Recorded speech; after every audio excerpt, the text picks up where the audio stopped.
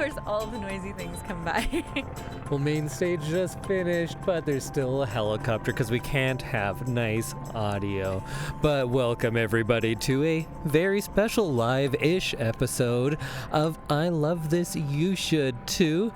My name is Indy Photo Pit Randhawa, and with me is my lovely but slow-walking co-host. It's Samantha Boots Gootin Boogie Randhawa. I wonder how many times people are gonna make that joke to me. Oh, because I have a high ankle sprain, and I am in a walking boot, and I have a knee scooter. But we are here at the Calgary Folk Music Festival, and it's our live-ish episode. But we're not going to explain so much. We're here all 4 days, and we're going to talk all about it. So let's get right into things. And first thing, we opened up seeing Elisa P. Yes, and we were so lucky to be able to see her from the photo pit, and she was incredible. I may have gotten a little emotional in the photo pit while she was singing.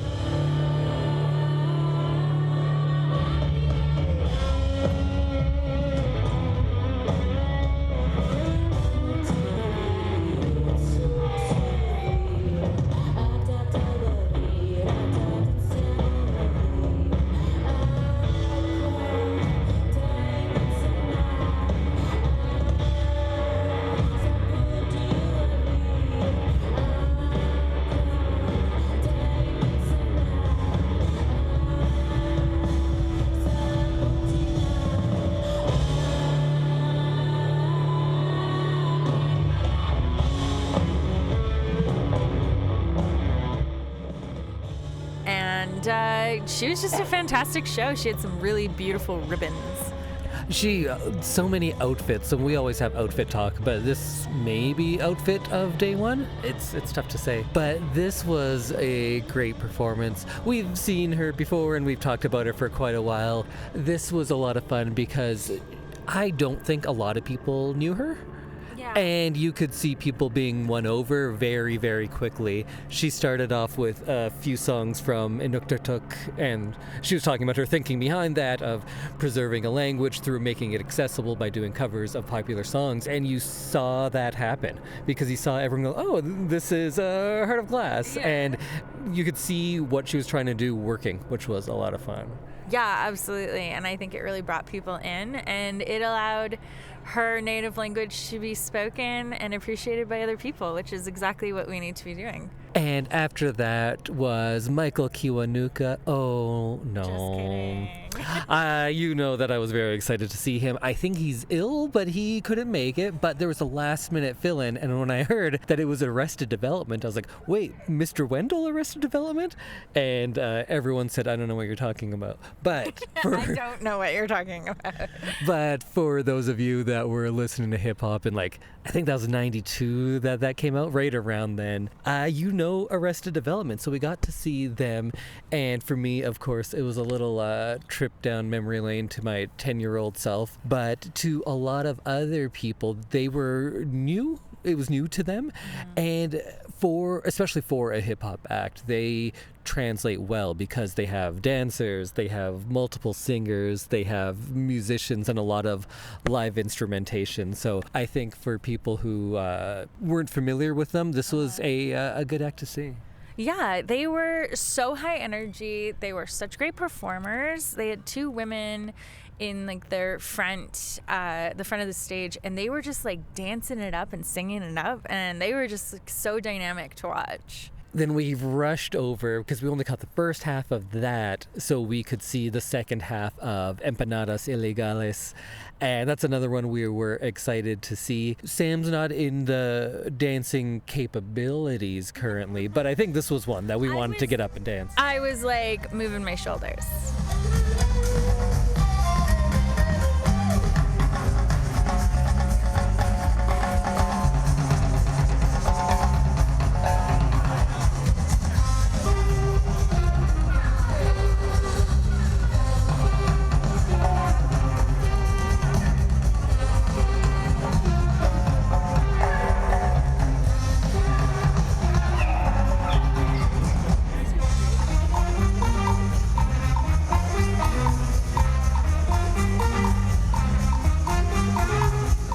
I definitely can't get up and dance as much as I would want to, but I was moving around as much as I could. So they were fantastic. It was such a great performance as well. Only one day in, but that was clearly the biggest dance pit, because like how do you not dance to that music? Absolutely, yeah. And then we stayed at the national stage and we just saw the Heavy perform, and they were fantastic. They sound quite a bit different from their album, and their female lead singer is just like incredible. She was just belting it out. She was doing so much dancing and belting and keyboard playing. She was so busy.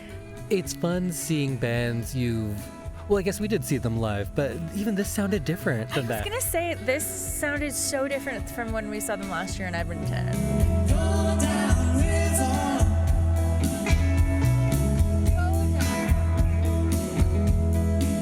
Won't you go down river with me? Walk in heaven. Don't look back.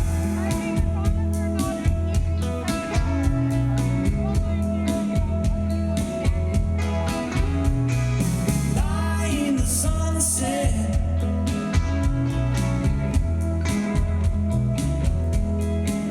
Won't you lie in the sunset, babe? Fly into heaven.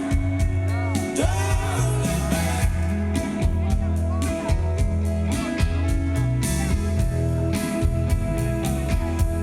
'Cause I'm no fool, babe.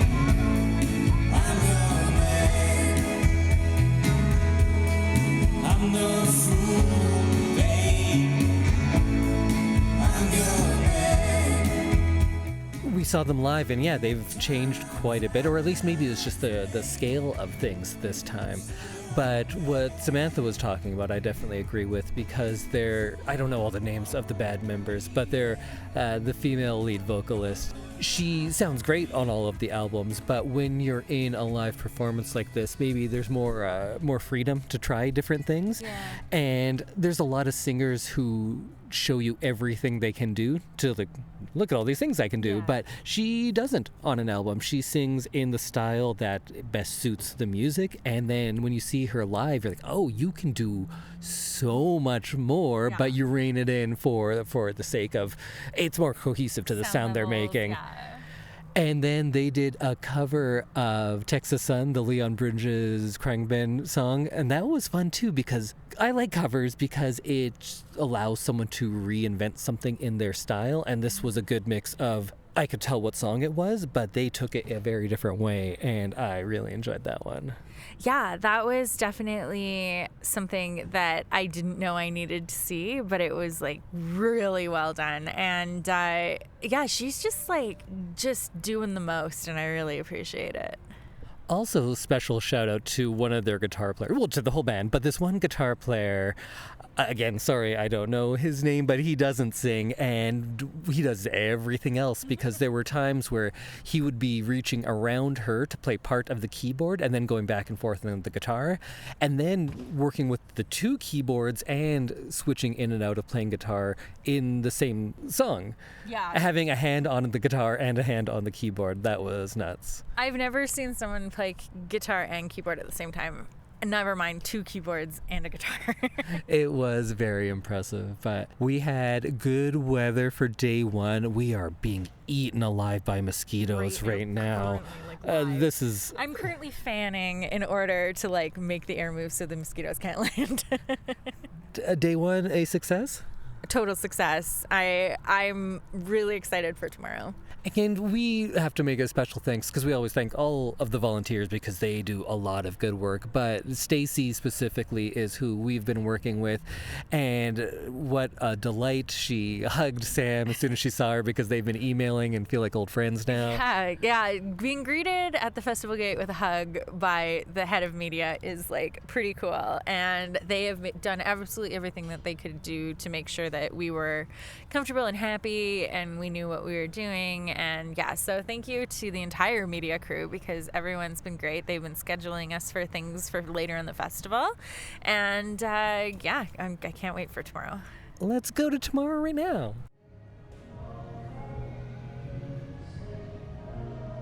All right, now it is time to recap a very rainy, pretty great day two. This is the part of the festival where I think everything is just the best because a lot of it was today. Today was, it poured rain, and Indy is wetter than I am, but it's been a soggy day, and we've seen some incredible music. And we are going to start with our interview with Dengue Fever. Hi, everyone. So we are getting to do an interview with one of Indy's picks of the festival, Dengue Fever, and we are here with Zach and Paul, and we're going to have a little chat with them. I think I've been listening to you guys for about 20-ish years, but you've been playing for even longer than that. It's a specific thing you started out doing. Did you imagine that you'd have this kind of longevity, and what has kind of led to that kind of longevity? No, I did not think that we were going to be together. You never know. I mean, when people are the average life of a band is probably like 6 months, 2 years, 2 years. Okay. So if a band even puts out an album or even starts recording, that's like a good thing. That's like, yay. Yeah, we just had so much fun at our first show that we were like, let's do this again. And then like the people who came to see us kind of felt the same way too. So it just kind of kept building and building. My friend Trace Spruance from Mr. Bungle, he was like, dude, you guys should record a record and I'll put it out on my Web of Mimicry label. And so that was like our beginning. And then you knew him from Dieselhead? Yeah. Oh, okay. Yeah. Do you think that starting off with something that was not exactly current, not trendy, does that help it be more timeless, that you can continue on with that? I don't know if there's a formula necessarily. I think that more likely the band kind of has a bit of a staying in the moment personality. I think that allows some longevity, meaning that we're not meeting expectations that we set. We're just having fun with each other. We're a family. We're friends. So from the get-go, we kind of just had the idea of that, just having fun and really trying to kind of appease our musical appetites. Doing that and pleasing yourself allows for longevity, I think. Yeah, and we never worried about playing what we were supposed to play. Like right from the start, we were all kind of listening to the Ethiopiques, and so we're like, let's cover a Mulatu song.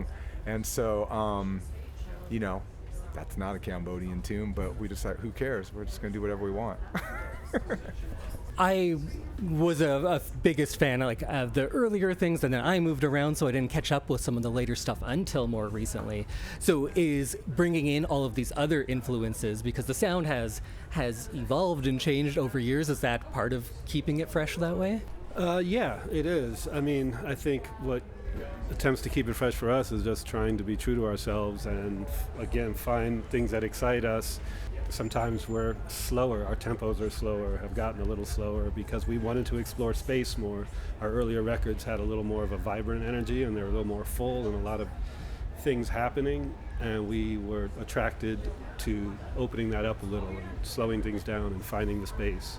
And we were playing with that for a while, and who knows, maybe we'll go back to being dense and fast. And but yeah, those are the challenges that keep us going. So in Long Beach in the 90s, I only know Warren G and Snoop Dogg and Nate Dogg, but what I didn't know about was the Cambodia town or Little Phnom Penh. I was just wondering if you could tell us something about that, because it's something I had no idea about. Yeah, when my brother Ethan plays keys in the band, when we were looking for a singer, we only knew one Cambodian, and all he could say was La Lune, and he was doing some dancing motions. He's like, Long Beach, La Lune. So we started out going to this club called La Lune, and we saw the band and we saw the singers, and we weren't really blown away by them. And then one of the singer's boyfriend tried to sell us a pound of weed, and we kept looking around, and we eventually ended up at Dragon House, which was another club, a bigger club. That's when we saw Nimal singing, and we knew right away that, we need to try to ask her to sing for us. I didn't know that album title is a reference to that. Yeah, okay. That's cool. So she used to have to perform at the Dragon House on Friday and Saturday nights. So we'd have to like turn down these weekend offers, and we'd only be able to play on like, Thursdays and Wednesdays and stuff. And then finally, when the band started doing a little bit better than, what she was making at the Dragon House, so we titled that album Escape from Dragon House. That's awesome. I love little stories like that. I didn't know that. I did see that Sleepwalking Through the Mekong documentary. Was that the first time you toured through Cambodia and through Southeast Asia? And what's the reception like there? And have you become more known in Southeast Asia? Yeah, that was our first time there, first time touring in Cambodia, and it was quite an eye-opener. It was really interesting. It was, I think all of us were nervous. We had a lot invested. We wanted to be liked by the people that originated what we were doing, and we wanted to be respectful. So we had some concerns, but it just really went well. Given the Cambodian people don't go to a lot of concerts, so they tend to just stare if someone's playing, and they don't necessarily know automatically to clap when a song ends, like that kind of societal training's not there. So they were staring at us in a way that did terrify us at first, and we were like, what's going on? And all they just seemed like they hate us, and she's like, no, they love it. And sure enough, after a concert, they would come up to us, and they had nothing but lovely things to say, and we're very, very happy about us kind of bringing back to the surface this whole era, including the kind of looking at it from a therapeutic angle almost, because what happened during the Khmer Rouge era is just not talked about, and their music was wiped out. Their society was wiped out. To have someone come back and kind of dig into that and pull it out kind of helped some people, at least this is what they told us, kind of helped them open up conversations about that topic. Felt the whole trip was really fulfilling, ultimately. So Nimal was also nervous about it too. She hadn't been home in a long time, and she's like playing with us, and like there was all these rumors like, Chom Nimal's singing with the Hollywood band, and like, they thought that she was gonna come back all like converted and playing like Western music, or which they didn't know. And so after everyone saw us like, playing their old classic rock hits, she got flooded with phone calls just saying, oh my God, she was like crying. She was so happy, and everyone was so proud of her. Must just be awesome to bring your culture back to your culture that way. There's been a few artists we've talked about that the music is a way of preserving a history that could be lost otherwise, right? And you're getting people like me who, this was before I'd ever been to Cambodia, and then I start looking into it a bit, right? So I'm taking over anything. I've got a few questions. They're fun questions. So obviously in the festival environment, you get to play sessions. So dead or alive, what two artists do you want to play a session with? Jimi Hendrix would be really cool to be jamming with. Yeah. Who else would be fun? I mean, me personally, I would love to be backing David Bowie. Oh, that would be a personal high of mine. Or maybe the Meters. Go with David Bowie and the Meters. Alive, it'd be cool. Like Tom Waits would be fun. He's always down. His music's always kind of changing and evolving. And so what thing are you really into right now that you'd recommend to somebody if they were looking for? It could be books, could be movies, could be... Our kind of ethos behind the podcast is bringing something that you love and saying, you should love this, here's why. Samantha got me to start going to folk fests. I got her to start listening to Dengue Fever. And just something that you feel like maybe isn't as exposed as much that people should check out. We were really lucky and got to tour with that band Tanarwin. So I'm sure you guys probably already know them, though. Yeah. Okay, so that's not too obscure. It is in the grand scheme of things. I love that. It's like, oh man, they're like my favorite, and they were so. I'm gonna go with a book I'm reading that's kind of changed my perspective. I've been talking about it to everyone. They're probably tired of hearing it. Author by the name of Kenny Werner. It's called Effortless Mastery, and it's about how you kind of radiate while you're playing instead of relying on technique. It's more about connecting with everybody and everything, and it's kind of a different angle on playing that I've Like, I've always just kind of thought about technique and that sort of thing, and a little bit about the relationship between audience and musician. But this book has changed my outlook on it, and I think it's a very interesting book. I feel like this might just be for me, but from earlier influences, is there any either Cambodian or Southeast Asian artists that you could recommend that we check out if people are really into your sound? Okay, Sinsisamut, he was one of the main songwriters and musicians and singers in Cambodia, and Rosary Satia, he worked with her a lot, and Pen Ron. How do you like doing a festival style thing as opposed to just your own show? Like, what are the benefits of that, or how's it different? Well, the first time we've like shared a stage with other bands and collaborated was at the last 2 weeks ago in Winnipeg at the Winnipeg Folk Fest, and we shared it with Zrada and Las Bitches, and it was a lot of fun. Yeah, we each kind of did 3 songs, and they went well. They went off in different unexpected directions. Canadian crowd, I think, likes it. They're like it when you kind of are taking chances. For me, I guess festivals are a little more like a chance to see someone discovering you and watch the look on their face as they're discovering you, or walk away if they don't like it. And at your own show, you're kind of holding communion. Like, that's almost a community, of people who know our music generally. But festivals are a little more of a surprise environment. And sometimes you get to score when you see people just so ecstatic, and they come up to you and talk to you after, and they just never heard about you and weren't expecting to see you, and so that's what festivals provide. Yeah, we played a festival in Thailand a few months ago, and I'm really glad we got to do it, because now with the border dispute between Cambodia and Thailand, they would not be having us play that festival. And we were thinking, oh man, because Nimal speaks Thai because she grew up in a Thai refugee camp. And we're like, we should do a song in Thai, and it could help us come back to Thailand. That's got to go back on a back burner now. To the border. We were talking about brother it was beforehand. I was like, well, we're not going to talk about border disputes, right? That doesn't seem like the thing we'd bring up. And then we got there anyway. So. He'll be thrilled. There's a truck backing up. It's raining, but that's not going to stop us. If you want to hear more about the backstory of Dengue Fever, go 2 episodes back and you can listen to me talk all about them. So thanks again to Zach Holtzman and Paul Smith from Dengue Fever for taking the time to sit down with us. It was a lot of fun. You can tell that I really nerded out on it. But then after that, Samantha needed a much-needed foot rest. So I went and saw a little bit of Emily Wuramara, and she has some very powerful things to say in between songs, but I'm not going to tell you about that. Just go listen to her music, and I was able to catch a bit of that too. Midnight blues, singing with me, perplexing the street like midnight blues, singing with me, perplexing the street, midnight blues, midnight blue, I see you too.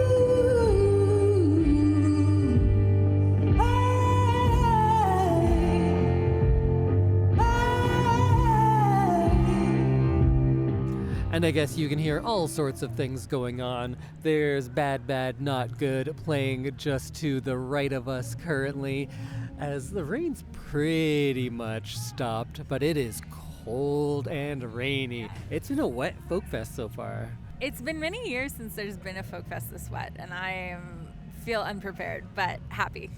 After that, we went to go see something that I'm going to say this a lot today, but very excited to go see, and Bria Salmena.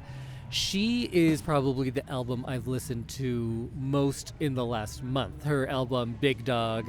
She has some older country stuff that I wasn't as familiar with, but I've been listening to this album a lot, and the show didn't disappoint because she played, I think, 8 songs from that, so she played almost the full album. She played the stuff I liked right off the top, so that was pretty great.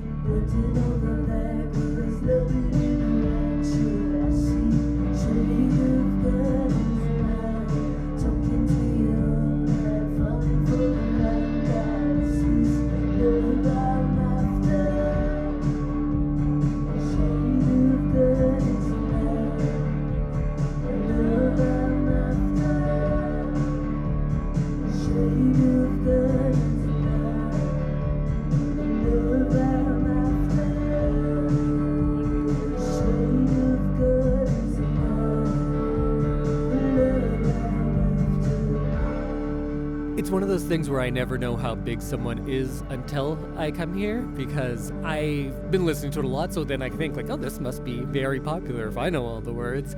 And I think she's not that well known, but I think we saw her win some people over in the audience. Yeah, absolutely. I think she had such a great stage presence, and she was just like, she had everyone like moving in their seats even if they weren't standing. And I have to say, the kindness of people at folk festivals is unmatched, because there was a woman who almost made me sit on her chair and her tarp because of my boot, and everyone's just so kind here, and I just love that. We did say that you sprained your ankle and you're wearing a boot, right? We talked about that. We talked about it yesterday, but I'm not sure. Okay, well that's the context for all of that. Hopefully we'll get to see more Bria Salmena as well. I ran into her just walking by and just went, hey, great show, and kept on my merry way because she probably has things to do, places to be. And next we got to see, you know what, I got to see something that I was looking forward to for since I heard about it. You've heard me talk about Cymande a bunch on a few different episodes, so I'm a very big fan. It's an act that I never thought I'd be able to see live in my life, because they've been around for so long and they broke up so long ago, but now they have a new album and are touring that. And I just had the best time. For the first 3 songs, I got to be in the photo pit, and they did do 2 old ones of those first 3, because I am, of course, a big fan of the first album more than anything, more than like pretty much any album. But the new stuff, I liked it a lot more live than maybe even on the album. Yeah, it was one that had everyone dancing. I was very thankful to be able to be in the pit. And then I waddled over to the accessible seating and made it just in time before it became a absolute downpour. And Indy was dancing in the rain and just having the best time. And it was such a party.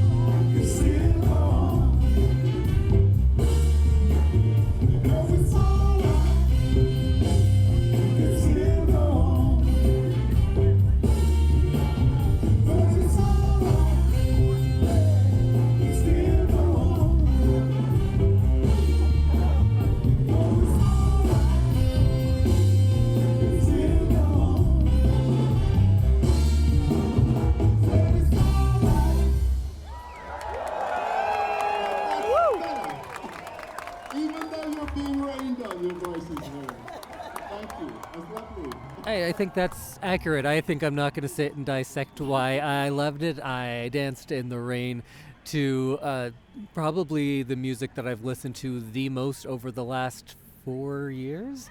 They might be number 1, so that was fantastic to see. Hopefully we can get to see them on some side stages for those sessions coming up as well.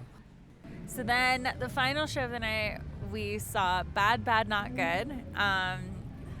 It was raining again, so we had a hard time with our cameras, but the hardest part was that they turned out all the lights when they started playing. They have this kind of projector show going on, and I didn't know what to expect from Bad Bad Not Good, because they're pretty well known, but I know them as the band that is in a lot of hip-hop songs. So I know those ones, and to see them do some more like experimental jazz and use all sorts of instruments, and you can tell that these are like those music nerds, these are like musicians, they're those kind of guys, right?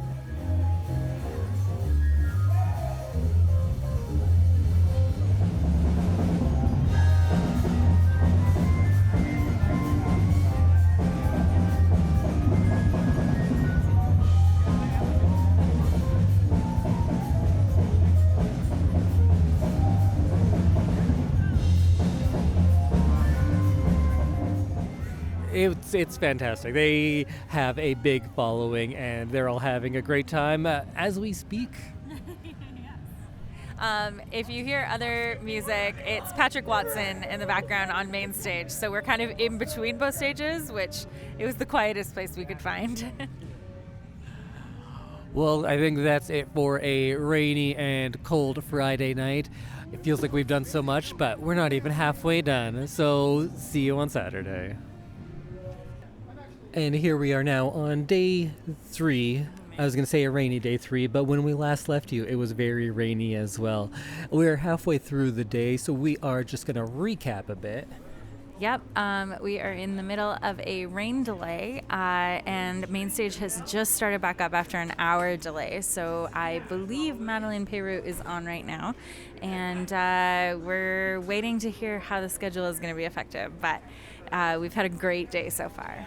So we had a little bit of a later start, but we saw Jerry Sharif play a concert, and it's kind of an experimental improvised music that he does, and it was really fun. It was really interesting. I think most people who were sitting at that stage didn't really know what to expect, so we sat, and then I really enjoyed it in the end.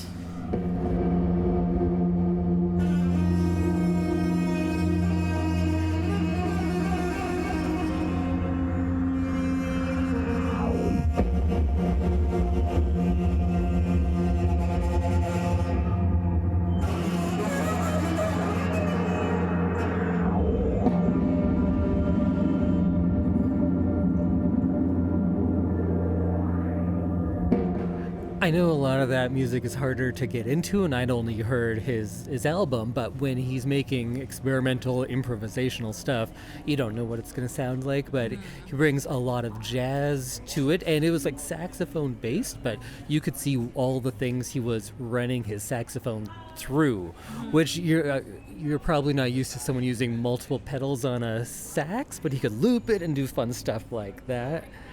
And then right after that, he joined in on a session, and that was with Bria Salmena, who I talk about a lot, but I don't think I did, because I think I've been talking to you a lot about her music, but I don't think I've said as much on here.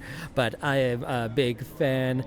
Tall Trees, who I had listened to a bit before, but really liked what he was doing here, because I didn't realize he's pretty improvisational as well, and was able to kind of play the drums on his banjo and then loop that. Experimental banjo is how he describes himself, and I was very excited to see what that meant. He used like a violin bow, he used a drumstick, he played it like a banjo. He did so many things, and he made so many noises out of this banjo that I have never heard a banjo make, and I thought it was very cool. He's a one-man band. And there were times where he actually stopped and like taught his song to everyone, and there was 3 different melodies. Everyone was jumping in on it. That was fun. Cool, all right, I think we get that.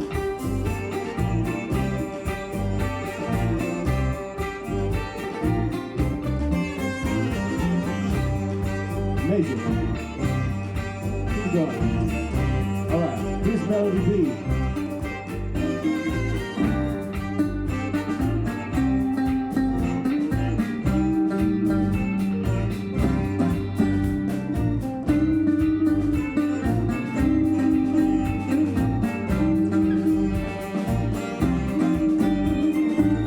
And then Jared Sharif was in this as well, and because he has a history of that improvisational stuff, he, I think, took to this the most easily of anybody, because that's what he does. And there was a guy playing with him whose name I'm not sure. I think it was Mustafa, and he played all sorts of instruments, but would always kind of turn his back and kind of hide almost. But there was one song that he wrote that he let everyone in, and that was a lot of fun. And Bria Salmena, who I was talking about before, she did a few songs. She did, I think it was Hammer and Bending Over Backwards.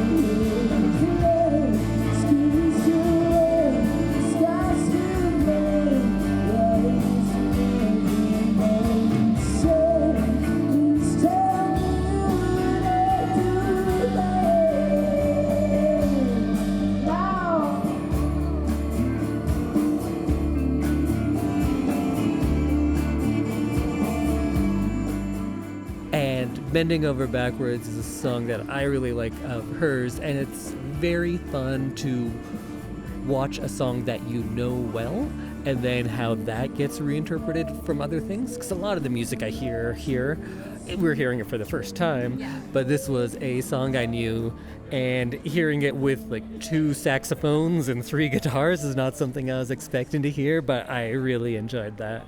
That's the magic of a session, is you get all of these good improvisers making musical choices that you don't hear on the recording from the record. And I think that so much of the music that we heard today was transformed with these extra pieces that just kind of joined in, and I think that is a little bit of Folk Fest magic. And in that same session, we are very excited to see Dengue Fever, who we talked with earlier on the show. They did Sleepwalking Through the Mekong. And then later, I'm not sure if we caught it on the audio, but they said, oh, we're going to do one more song. And I was going, ooku, ooku. And then they did that. So that's always fun. This next song is called Uku, and it is in E minor. The story of this song is a country woman who is living in a family, and the farming community is becoming struggling and can't afford enough money, so they have to send a woman to the city to make money to send her back home to the family so they can survive.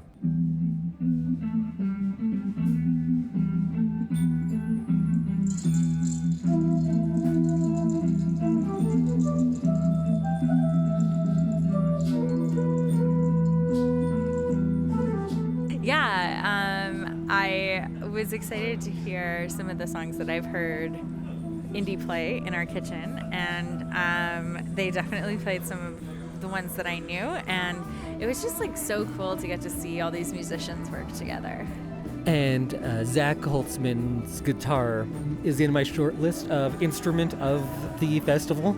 There's been some good ones, but that one's up there. So cool. I think it was described as a guitar and a Chevy. Yeah, it's one, I guess, like a friend of his made it for him.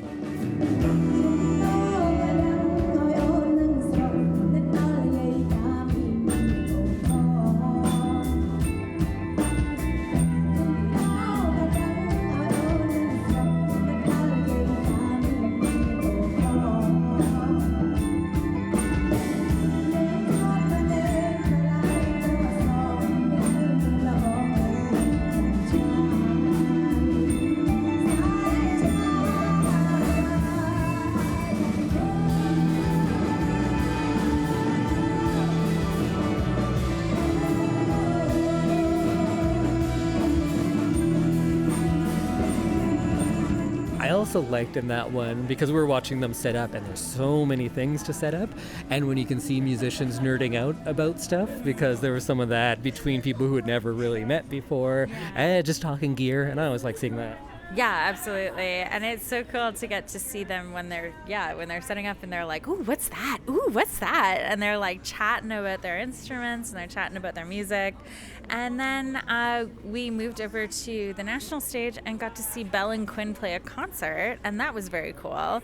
They are a Haitian sister group, and they were just like ethereal. They were fantastic. Aren't they twins? I have been saying that, but maybe they just really look similar. Yeah, I'm not 100% confident on that. But siblings, either way, they do like a really smooth jazz. Yeah.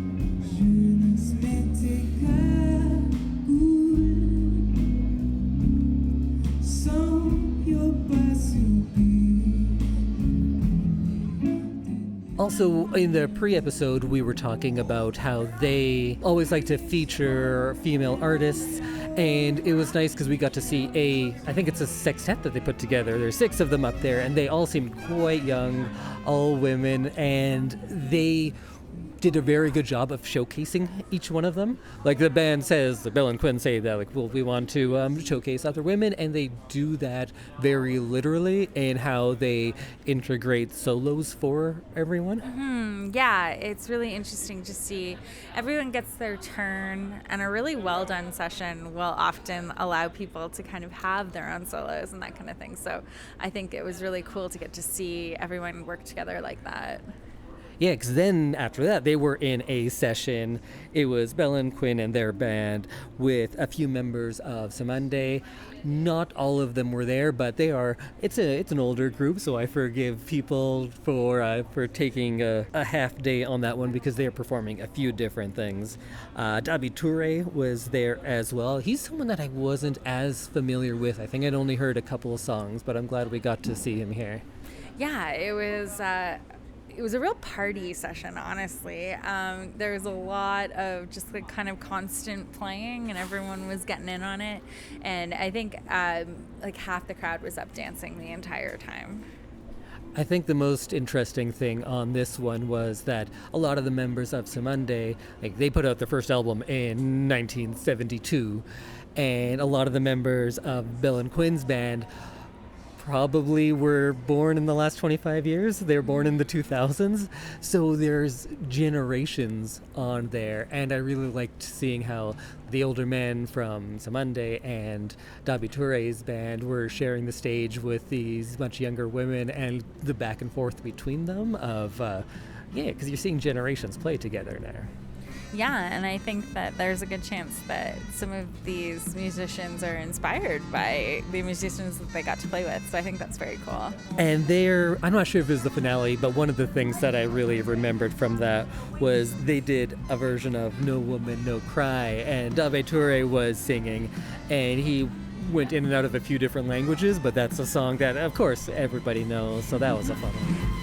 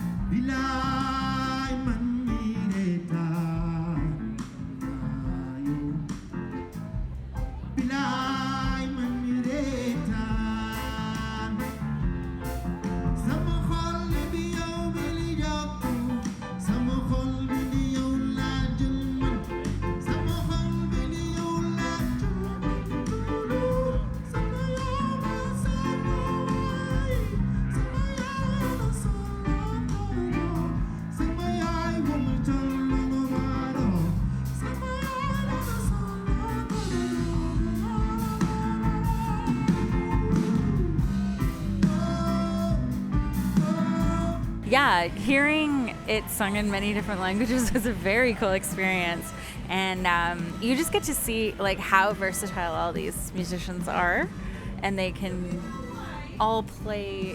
They can hear these songs that everyone knows, and just like kind of all join in together.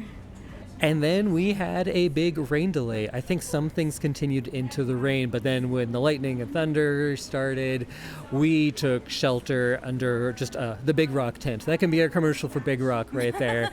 You drank a lot of traditional, and we sheltered in that tent. Yes, it was so rainy, and I was lucky that everyone saw my walking boot and allowed me to be in the highest part of the tent so that I stayed nice and dry. But yes, we were in those tents for a little bit, and it was really coming down. It was probably one of the hardest rains I've seen at Folk Fest. I know friends from the tropics will be like, well, it's not that bad, but that is as hard of rain as we get here without it being something more than rain.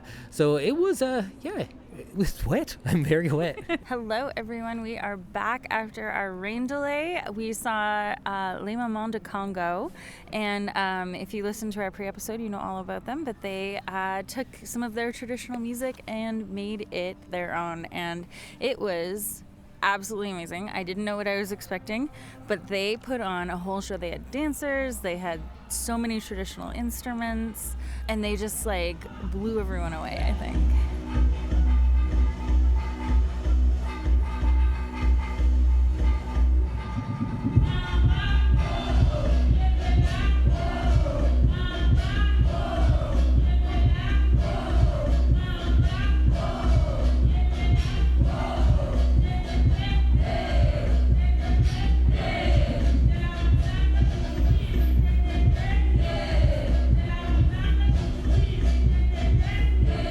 It was the biggest surprise for a lot of people, I think. There was a lot of people, because they're not terribly well known here, of course, and people walked away loving that set.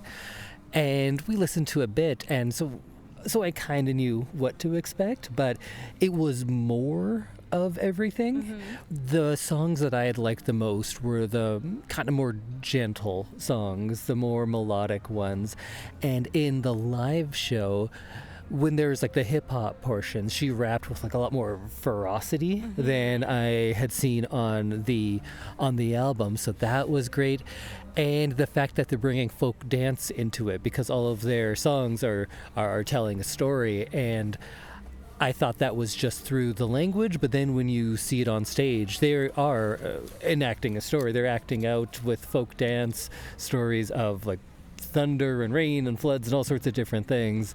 So it was a lot more theatrical than I was expecting, and was just fantastic. Yeah, when we were in the photo pit watching the first 3 songs, when we came out, I was walking next to a couple of photographers who were like, that was incredible. Like, I had no idea. And I think we all walked out thinking that, and they just were so great. And then we had the pleasure of seeing Los Lobos, and there was so much Oilers merch in the crowd tonight. We danced and sang along to La Bamba, and they were just a party. That was a good party band.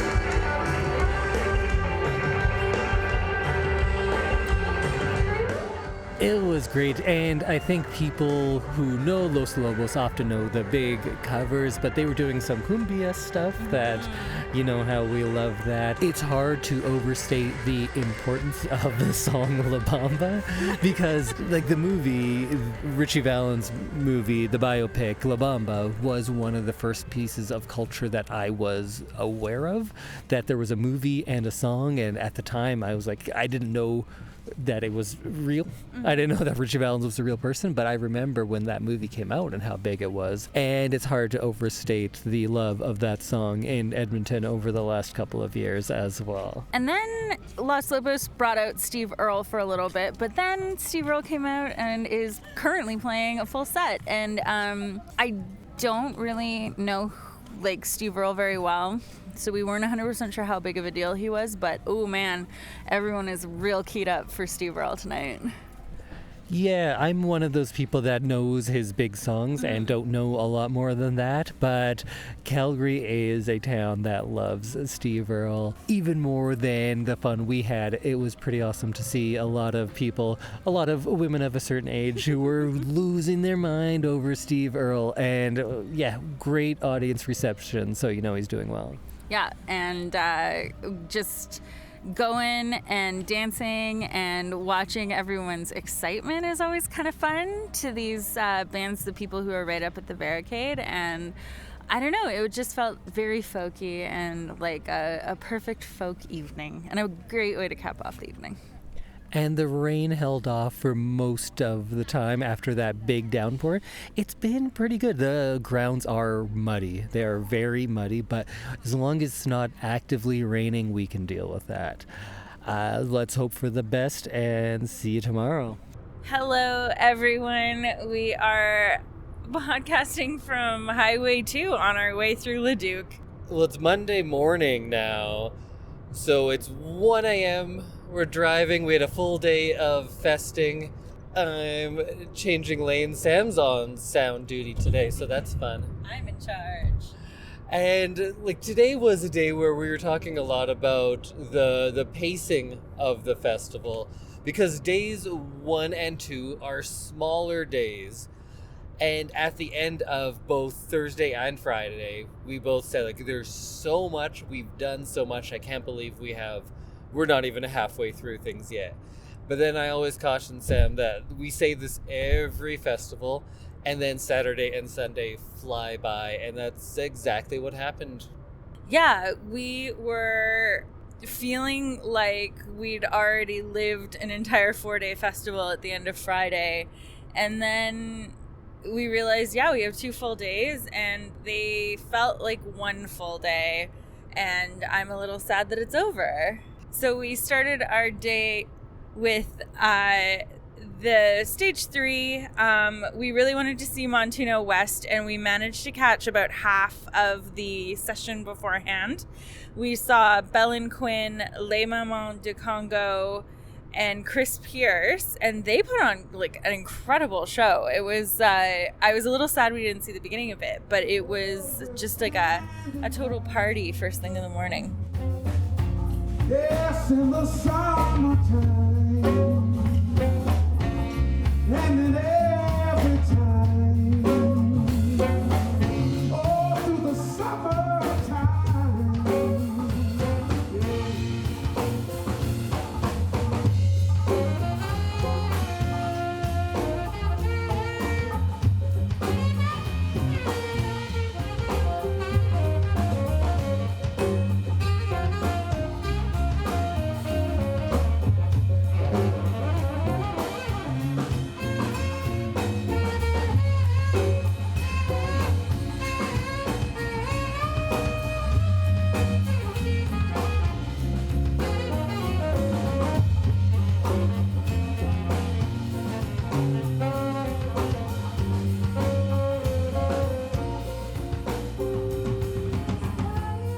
We had seen a couple of them already, so we weren't getting there super early, but I'm glad we did catch it. Like in all of these sessions when they are kind of handing off songs between them, and there were a few different French-speaking people up there, so you could hear them often in French singing about how they are now handing it off to this person. Here's the time signature, take it away. And they were doing things that way, and that was a lot of fun. And Chris Pierce was a guy that I hadn't seen before, but he jumped right in, and I liked what he brought as well. Yeah, it was interesting to see these artists kind of work together and, like you said, passing along the song. And it was just like, it was a great way to start off the day. And when we were talking about the pacing of things, today was a bit of a different day. And I think that can be the tip that we give to people, is doing Folkfest in your way. Yeah, so since I'm dealing with an injury and my ankle after 3 days of walking around that site, and it rained a lot. I don't know if we talked about that, but it rained so much over the 2 days previous that the whole site was just like fully mud. So it made it pretty treacherous walking around for me. So today I chose to find a table in the beer garden that was right across from the stage. And I kind of parked myself there pretty much all day until main stage started. So I was able to kind of take everything in and be close to everything, but still be comfortable and not have to sit on the ground and get wet every time I needed to get up. So you got to do what works for you and pick your battles, I think was my mantra this weekend.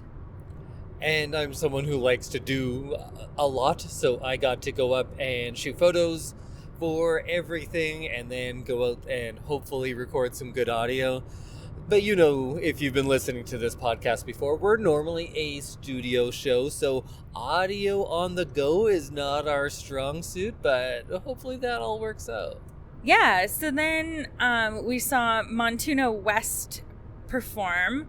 They are an Afro-Cuban jazz band, and they were just like a dance party the whole time. I don't think I stopped moving the entire time that they were on stage, and they were just so dynamic. The lead singer started in the crowd and walked up and was like high-fiving people and trying on people's hats. It was a pretty fun way to start.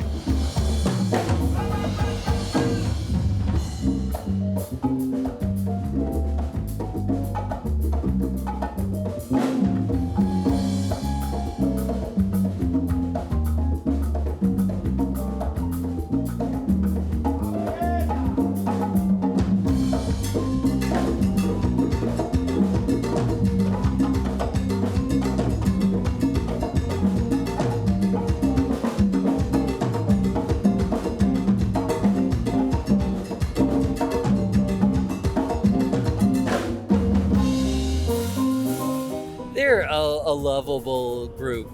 They were doing that, the African-inspired Cuban music, and one of the guys, he had this electric upright bass, and I was trying to keep track of my instrument of the festival, and that's in the running. But the singer, Israel, he's just a charismatic guy, right? So that start off, it was just something different, and I think a lot of people watching this show maybe weren't familiar with them, but this is someone that they are going to remember. Yeah, and then we got to see another session right after that. We saw the Dust Collectors Fruition, Jake Valand, and the Sturgeon River Boys play, and it was one that I didn't see up close, but maybe Indy can tell us about what this session looked like. Also, I didn't get as close as I did for everything else because usually this was on a smaller stage over by where there's food and the beer gardens, and I had been just walking up and taking photos and sitting in the front whenever I felt like it. But this group, all of them had their concerts already, so they had a lot of fans either from before the festival or they'd won people over. But there was a lot of similar, maybe not similar sounds, but a lot of complementary sounds and the country and roots and bluegrass stuff that was going on here. So we got to hear the song, I think it's Jake Vadland's band that does the, what's it called? Do you remember? Alberta on My Mind or something like that? It's just called Alberta.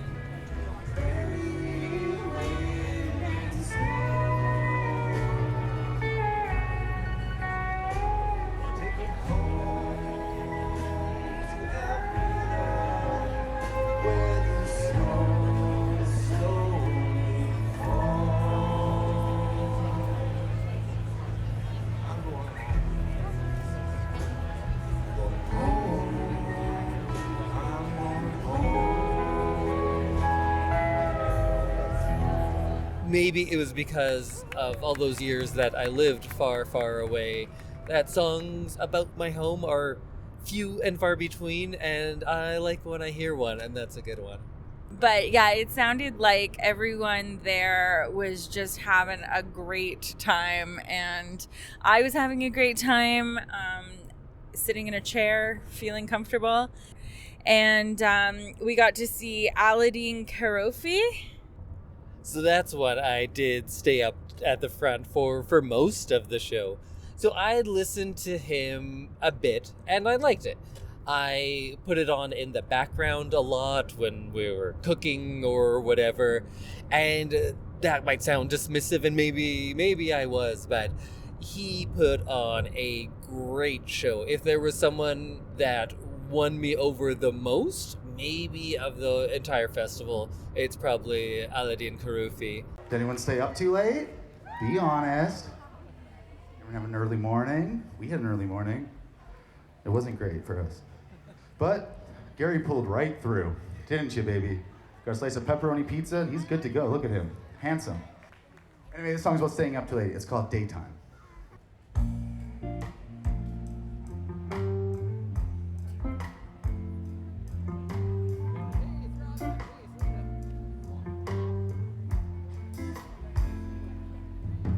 Nobody seems to stay out all night long anymore.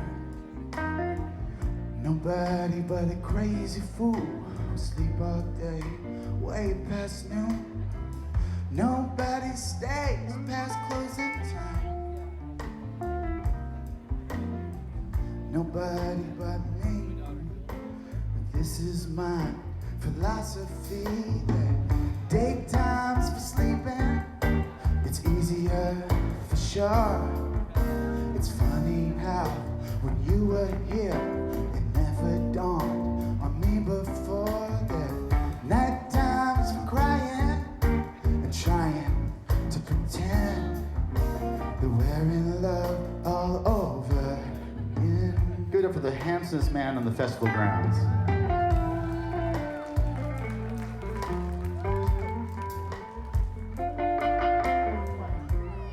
Is a very charming stage presence, and I want to describe the music as like a lounge act, but that also sounds dismissive because he's bringing a lot more to it. They're all young looking guys, so I assume they're not terribly experienced, even if they've had a good run in these few years, but they were commanding of the stage. They seemed like they had done this before. Aladdin, the singer himself, had some mic issues, but he was swapping out mics just between words. He seemed very comfortable up there. The banter and all of that I really liked. I think they're based out of Edmonton, actually, so we'll probably be able to get to see them if we so choose. And my suggestion for you out there, if you want a date night, go to one of his shows. Picture like the best case wedding band, when they're playing What You Wanna Dance To, and they're charming and funny. That's what they are. Maybe that sounds dismissive as well, saying they're like a wedding band, but like an ideal one. They are a lot of fun, and I would love to go dancing to this for a night. Yeah, it was definitely, even in the beer garden, people were clapping at the end of songs, and like people were engaged really far back. So after Aladdin, we got to see another session with Tamar, Ilana, and Ventanas, Digging Roots, and did you find out how to pronounce, is it Tinge or is it Tinge? It's Tinge, a band called Tinge. Yeah. So Digging Roots is someone that you wanted to see, but we had there were just too many things to see when their concert was on, but you got to hear some of them this way. Yes, and that was fantastic. I was definitely dancing in my seat during this one.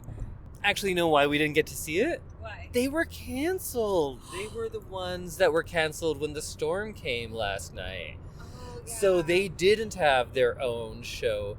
And we got to see them here. They played a new song called AK-47. So you know what we have? We have an exclusive. This song hasn't played anywhere yet, but you can hear it right now.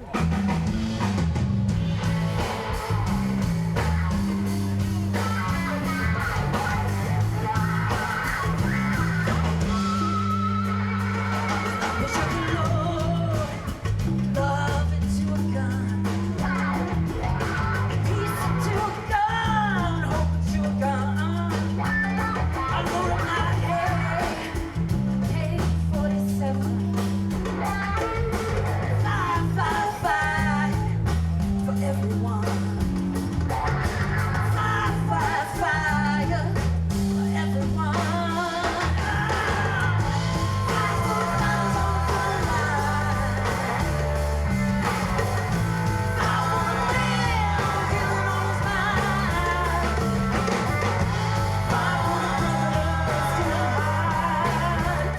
they brought that kind of heavier blues rock to things. I was all about that guitar playing. And this is another one where it was just, I feel like I say this a lot too, but it was really powerful in the messaging, in the community that all these Indigenous artists had created on stage together.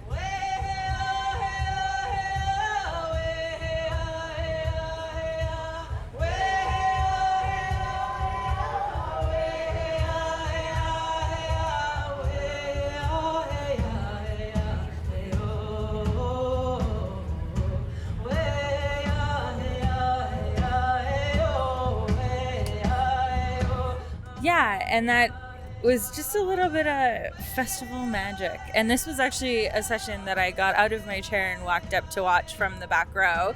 And yeah, it just seemed like such a cohesive group, even though they probably hadn't played together. So that was pretty neat. And I absolutely didn't cry when they had their stories about hair being forcefully cut at residential schools and things like that. Timar Alana and Ventanas was her backing band, I think. She puts on a great dancing show. Actually, you know what? It's the end of day 4. I've been driving for a long time, so I don't remember if I have audio of it. They put on a great show that uses kind of stepping and stomping as percussion in that dance, so that was a lot of fun. And then the singer from the band Tinge, whose name I've already forgotten. I apologize for that. But she had some powerful words before as well. And then she had this really fun song about missing her mom and missing her dog. Do you remember that one? Yes, and I thought that was such a fun song. She got everyone singing. I like that one too. And then it was the end of session stages, and we got to see Dabi Torre play a concert, and it was fantastic. We got to see him a few times throughout the festival, and just always a good show. And he's a really nice guy. He's very likable. We ran into him, and he was thanking us for our work.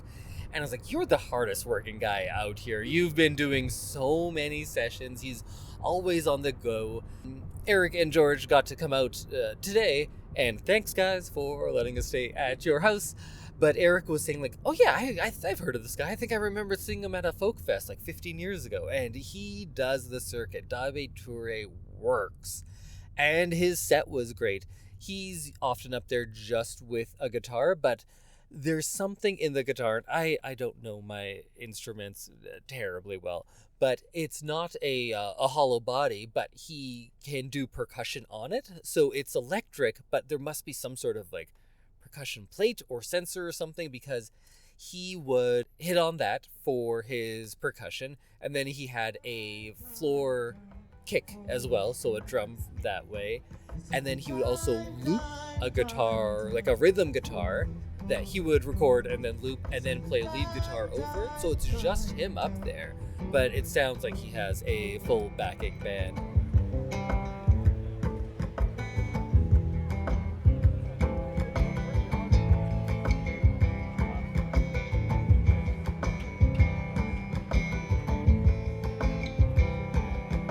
Dime, dime, dime, dime. Foolish, foolish, foolish. This is the dime, dime, dime, dime. Foolish, foolish, foolish. This is the dime, dime, dime, dime. Foolish, foolish, foolish. This is the dime, dime, dime, dime.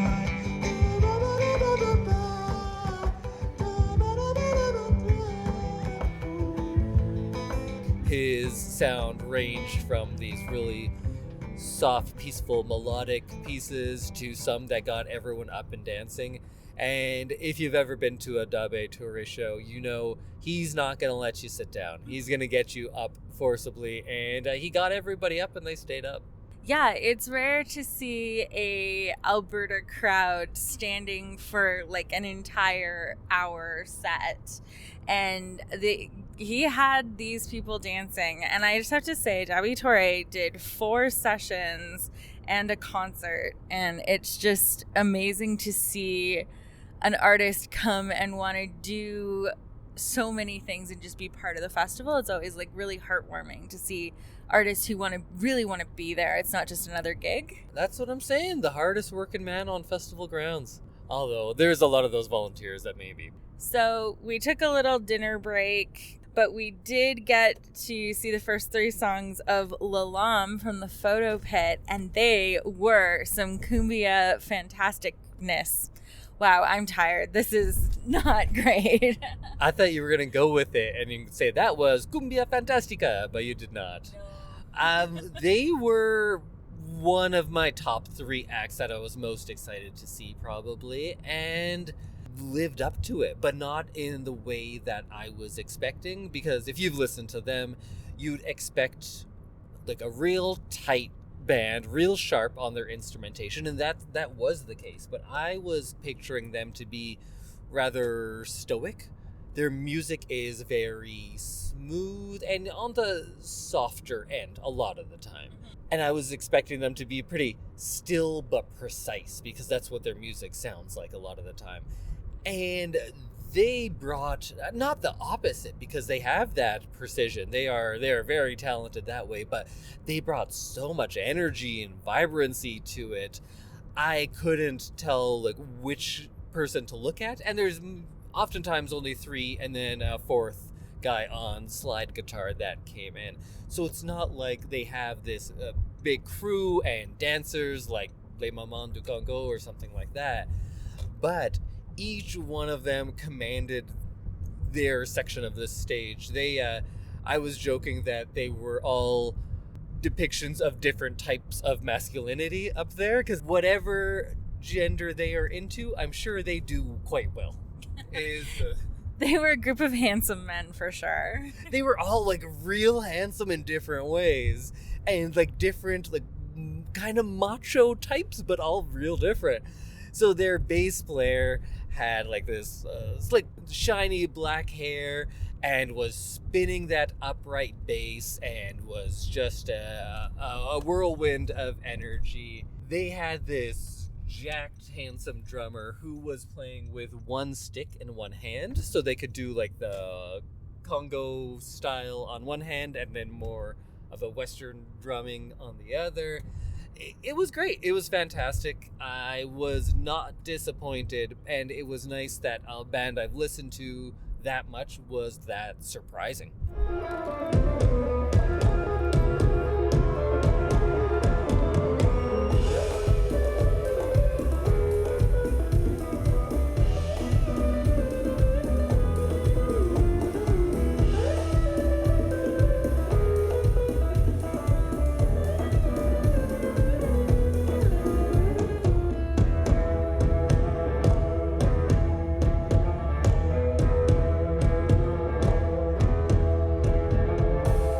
Yeah, they each had their own little show going on, and while we were in the photo pit, I was listening to people talk behind me, and they were all like, "What's that instrument? Ooh, oh, they're dancing!" And like everyone was so excited, and I just love when a crowd really gets into it, even if they don't know who these people are or like what they're about to do.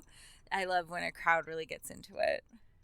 And I love when someone lifts a full upright bass over his head. For quite a while, actually. It was very impressive.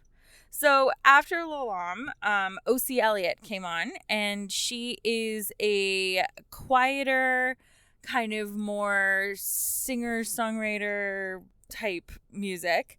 And I really enjoyed it. It was definitely a change of pace because it was a lot quieter than Lalam. I enjoyed her. Did you enjoy her? Is O.C. Elliott like the name of the woman? I thought it was like the name of the band, because it seems like they sing half and half.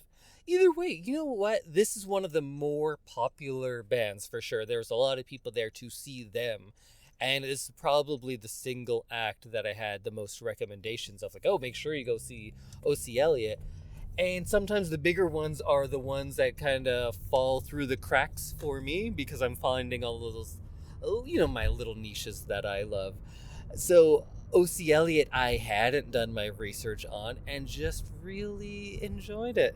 I feel like for the end of the main stage, And at 1:20 a.m., I have so much less to say, and other than like, you know what, I liked it, and everyone else did too.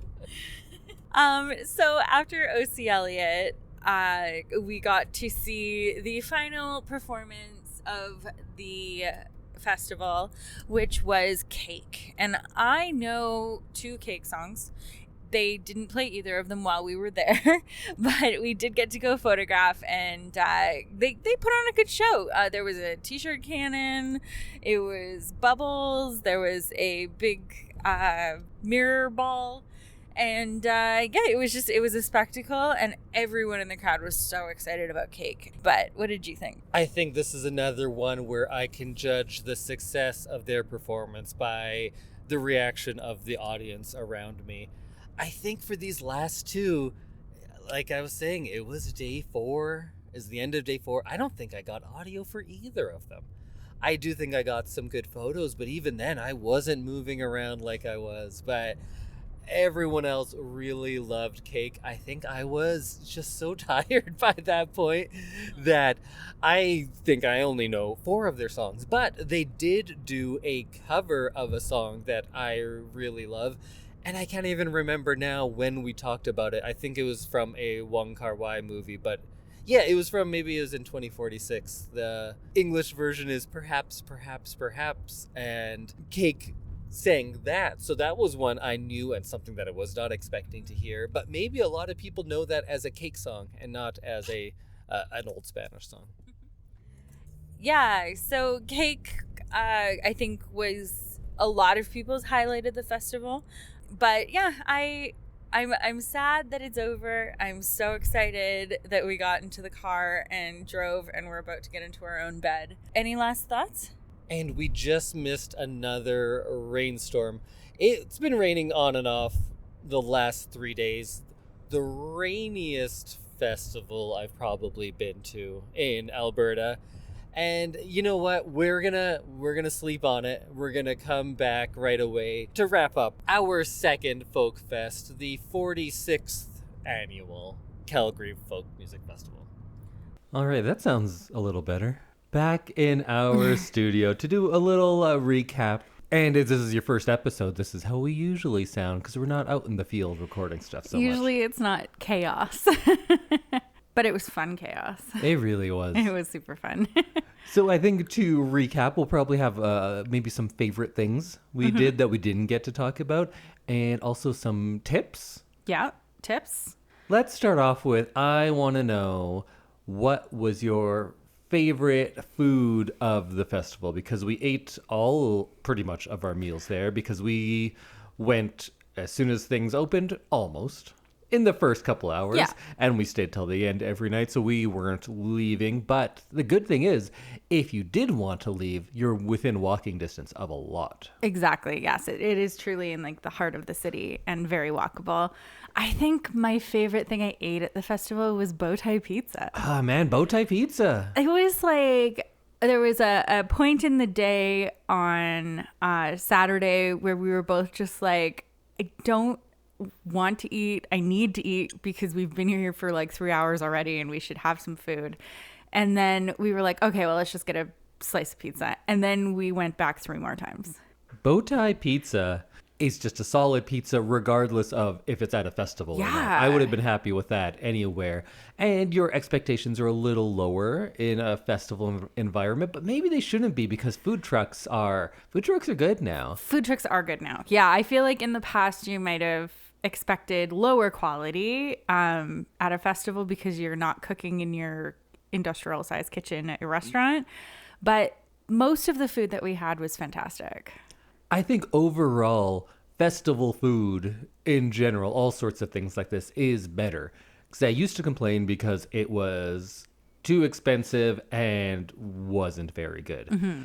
And I still think it's too expensive. But then when I look at it, it's not more expensive than if I was not at a festival. True. Everything is just more expensive Everything's now. just more expensive now. And food at festivals and stuff is actually increasing at a slower rate than at restaurants. Yeah, actually. And the quality is increasing at a much faster rate, while a lot of restaurants, I think, are going down quite a bit. So I thought most of the food I had throughout this was at a similar price point and of similar or better quality than if I was at, like, not like a great restaurant, but a chain restaurant. You know what? An $8 slice of pizza that you know is good and that you're really going to enjoy and that, you know, is going to like satisfy you isn't a bad thing.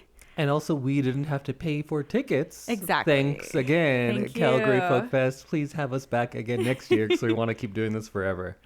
Food-wise, I had to give another shout-out to my Viet to go. Oh, yes. That same guy I see all over the place when we go to Millerville for the Yes, Christmas it's the market. same guy. It's the same guy I buy my sandwich from there, and I got another one from him here. So always a staple of my Calgary or Calgary-adjacent experiences. Yes, absolutely. What was your drink of the festival? Traditional from Big Rock. It is a brown ale from Big Rock, and I drank it pretty much the entire festival. I did branch out a little bit every so often, but I just kept coming back to it because it was a colder festival and it's a darker beer, so it felt like the right drink for me. Yeah, usually we don't have trad much at festivals because it's hot out. Yeah, But if it's on 30 a rainy degrees, festival, you don't want to trad. traditional is the beer for it. Yes. I didn't really drink much alcohol-wise, No. but I think my drink of the festival then is the free sample milkshake that, like the Alberta Dairy Board? Yeah, milk. Just milk. Just the They were milk. giving out free milkshakes, little ones, and it was fantastic. I had that strawberry milkshake twice. Do you have a best moment of the festival? It's probably going to be a couple. Oh, that's a hard one because we did and saw so many cool things. Probably being in the photo pit for the first show of the weekend and being like, yep, I remember how fun this is. Just getting back into and it. just feeling like I was back at Folk Fest. That was pretty great. And then I think just interacting with people and getting to like see the festival, because I feel like walking around with a camera you get kind of a different look at how other people are doing the festival, and I think that was kind of neat to get to like see everybody. I know that's not one moment, but just to get to see everyone enjoy it in different ways, I guess. It's hard to narrow it down, but one for me was the Cymande show in the rain, because if you're ever at an outdoor festival, when it rains, you do one of two things. You either go for cover, or because everybody is moving, a lot of people move out of the space, and then the people who are committed to being in the rain can go right up front, and it's less of a sitting and watching atmosphere, and it's a right up there and dancing one if you commit to the rain. And I definitely committed to the rain because it's one of my favorite bands of all time, playing some of my favorite music ever. So being right up front and dancing in that was so much fun.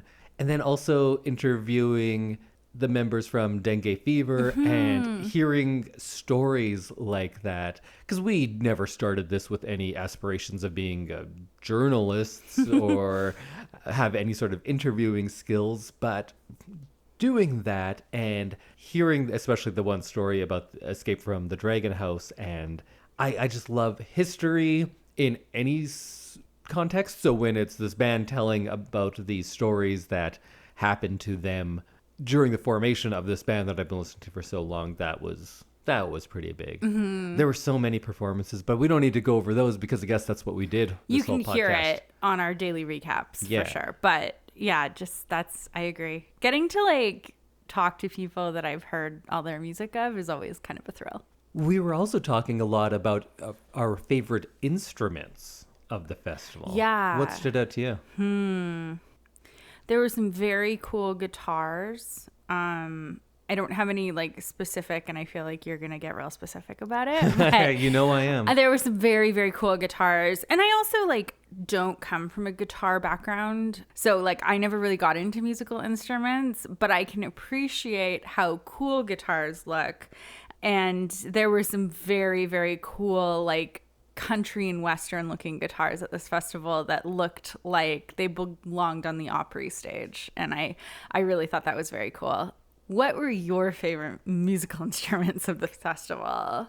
Usually I go with those obscure ones that we see much less in Western music, but I think the best two that I saw were both just straight up guitars. First, Zach Holtzman from Dengue Fever plays this guitar that has a tiny, tiny body on it, and it's metal. And somebody else referred to it as a mix between a Strat and a 57 Chevy. Yeah. It's this like industrial looking tiny metal body on a 6-string guitar. That was pretty cool. And then also, I don't know what it was, but is it Belle or Quinn of Belle and Quinn that plays guitar? Oh, I'm not sure. The guitar playing sister. Yeah. She had this Gibson guitar that was just gorgeous in a very classic sense of a gorgeous instrument. And then every upright bass is always Yes, I was just about cool. to say the bass player from Lalam did That one was some good. incredible bass work with that bass, and just like was bench pressing it at one point. Yeah, Like, just lifting it over his head. It was a fun. whole bass show, and I really appreciated that because it was very, very cool. And then who was it that had that big white electric upright the bass? white one. Man, we see so much so quick that I need to go over my photos and kind of I need solidify to those take memories because they all blend. Notes, I think, going into Edmonton, because I feel like I've forgotten so much about this festival already. I take a lot of notes, but you can just listen to this and then you'll remember it all. Perfect. Well, any final thoughts or tips or anything to give the audience? Well, I have to give a shout out to Calgary Folk Festival just for being so accessible. And I think we talked about this earlier in the episode, but I was in a walking boot and it was so muddy and it was just like could have been really dangerous. And they did a really impressive job of putting boards down where it was like impossibly muddy and people needed to get through. The staff was there like using, I don't know, big suction machines to get some of the standing water gone. It's just a very walkable site to begin with. So I felt totally safe. There was only a few dicey moments in the mud where I was a little worried about falling. But I just have to say, like, way to build an incredibly accessible folk fest, because that was not a worry for me after like the first day. So many of my favorite things about this festival specifically have to do with the location and organization, especially coming from Edmonton, which is fantastic, but our festival is so It's such a big. huge site. I'm a little It worried. is a very long walk from one stage to the other, and it is almost entirely dirt and mud and grass. While here, there's a lot of paved paths because it is in a park, so you can take advantage of those if it's an accessibility issue like it was for you. And then also, it just has shade. There's Which so much you don't shade. realize how big of a deal that is until those hot days or in the rain, Or in where the rain, there's we places to go. go in under a Edmonton, tree. there's just not. No. If it's hot or if it's rainy, you're standing in the heat or standing in the rain and deal with it. And we compare it to Edmonton a lot because we are going there right away. But its biggest strength is also one of the things that makes it the most difficult. There's so many people at Edmonton's Folk Fest. This one, you can buy tickets the day of. Tickets are pretty reasonably priced. Yeah, I think it's a similar price to Edmonton. And you can get to things. You can get to things, yeah. We ate every meal there. We went to music the entire time. We didn't have to stand in lines very often at all. For beer, you would wait behind maybe 2 people. I think the biggest line there was like maybe 8 people in line, and I realized that they were doing the classic thing of only going to the first 3 lines. So then there was a whole open line, and I think I waited behind 2 people. So yeah, that was like the busiest the beer garden got. And we ate at pretty busy times a lot of the time. And you have to wait a little, but it wasn't extreme. Calgary, I guess, is a smaller festival. It But is. it doesn't seem like a small festival No. by any stretch. It's just very well done. It's very well done. I look forward to it every year now. I also think that Calgary could probably up the amount of people, like the amount of tickets that they sell, but they don't. But it's our advantage that they don't. Yeah. Because it's so much more comfortable. It really is. Yeah, no, it really is. And it's a beautiful site. It's kind of cool to be like, oh, I'll see you on the island. Yeah. And outside of main stage, you can pretty much just walk up to any stage and get a very good seat. With a very few exceptions, yeah, you can just be right there, right up first face to face with these artists. And I think that's like such a neat change from other folk fests. So yeah, go check out the Calgary Folk Music Festival.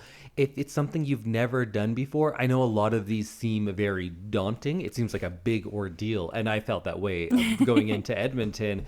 And Calgary's not. No. Go for a day if you feel like you don't have to do the whole thing. Get a feel for things. Support a lot of artists that you probably wouldn't see otherwise. Listen to things that you don't know about. You're going to find something great. I probably found my favorite albums of 2025 when we do that end of the year podcast, when we recap our picks of the year.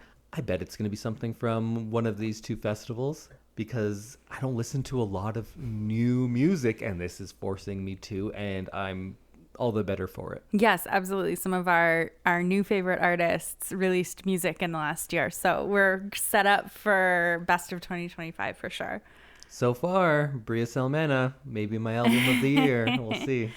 Yeah, so if you want more tips, feel free to send us a message, and I'm just full of tips. Well, I guess that's it for our second Calgary Folk Music Festival. Please have us again for our third next year. And a big thank you to all the media tent volunteers, because they treated us so well. They made sure we had everything we needed, and we're just like so nice to work with, and took us seriously like real media people. Yeah, they didn't know that it's just this. Yeah. And shout out to my girl Charmaine, because she's my favorite. So many. So many. No, if I didn't mention them by name, I just know that I really appreciate you. But Charmaine, and she's like, I know who you are. Because she was there with us a lot. She was there both years with us, and I reintroduced myself, and she's like, I know who you are. I was like, oh, okay, great. Well, until next year, I guess we'll see you on the island. See you on the island. Bye, Calgary. Bye.